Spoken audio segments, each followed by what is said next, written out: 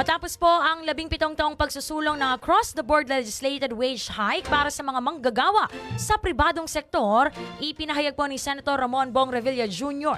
ang kanyang tuwa dahil sa abot kamay ng mga panukalang ito. Matapos sa aprubahan ng Senado noong nakaraang taon, kamakailan ay lumusot na rin sa committee level ng Kongreso ang counterpart bill na naglalaman ng 200 pisong dagdag na sahod. Ani Revilla, abot kamay na ang legislated wage hike mula pa noong 2008, ipinaglalaban na umano nito at ngayon ay nagkakaroon na umano ng linaw ang matagal nang inaasam-asam ng mga manggagawa. Simula pa noong unang termino ni Revilla sa Senado, paulit-ulit po nitong inihahain ang panukala. Matapos ang pakikipag-ugnayan sa iba't ibang sektor, kabilang ang mga employer, naipasa na ng Senado sa ikatlong pagbasa ang wage hike bill.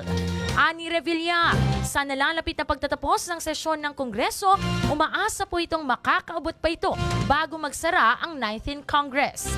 Dagdag pa ni Revilla, malaking tulong umano ito sa mga manggagawa, lalo na sa lumalawak na agwat ng sahod at presyo ng bilihin.